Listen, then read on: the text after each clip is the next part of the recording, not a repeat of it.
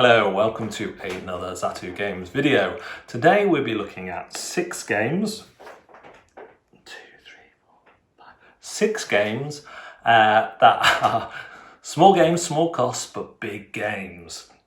What that means is basically if you have a budget, if you don't want to spend too much on your next game, we've all been in lockdown, I'm going to suggest some games that all of them cost less than £20 and 5 of them cost less than £15 that provide a lot of fun out of the box and are quite easy to play. So we'll start off with the cheapest, which is Rhino Hero. Rhino Hero is a dexterity game. This one's actually under £10.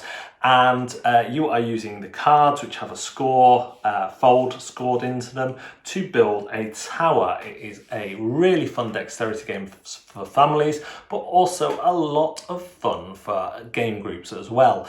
The roof cards will tell you where the next walls need to be, and sometimes you'll need to do special actions like build again or move a wooden rhino up and hope that he stays on the tower, and it's just a lot of fun. Next up is our most expensive one, in at around £18 on the, it's a £20 RRP I think, and it's on for just over £18 on Zatu, and that is A Fistful of Meeples. This is probably the most complex of the games on my list, and it is a kind of cross between worker placement and a mancala. Mancala is one of those wooden boards where it has all gems in, you pick up the gems and you move, dropping one off in each space. In this game it takes on a western theme. You pick up all the cowboys in one building and you move left or right, dropping them outside the other buildings, and then depending on their colours you will activate them in different ways. You're looking to take over buildings, to upgrade your buildings, to rob miners, to mine resources, to arrest robbers, and of course to have shootouts. It plays really quickly. Despite the lot going on and a lot to think about, it is relatively easy to teach. Now we're into all the ones that cost under £15. First of all is Oriflam. This is a highly underrated game from Studio H. It is quite interactive in that there's a lot of actions which harm the other players or affect them, but on your turn, you're essentially going to play a card to the left of right, face down to the left of right of a row of cards. Where you place it depends on when it will activate later on. You have an arrow that dictates if the cards activate from left to right or right to left. Once everyone has played a card, you get a choice. You can either put a point token on the back of that card and leave it face down to turn around later on, or you can flip it over, collecting any victory points that are on it, and then activate its powers. Powers will take away other cards from the line, they will give you more points.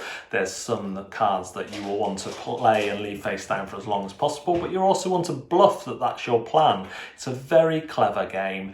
It works well with game groups to be devious, but my 10-year-old son absolutely loves it. Because there's only 10 cards and you all have the same 10 cards, but you only take 8 each round, you discard 2 at random, then he can learn all the powers, work out what they do, and work out how to use them and be really sneaky.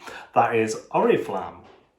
Next up is Abandon All Artichokes. This is a deck shredding game. There is elements of deck building in that you're changing your deck, but often you're changing your deck with cards that will get rid of cards straight away.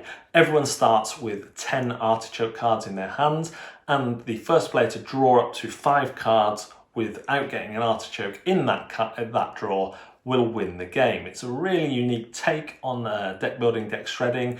It is really simple in terms of the powers, and it has got great artwork. I recommend checking out that one, again, for families who want to learn about these mechanics, but also for a nice palette cleanser or a nice starter on your game night.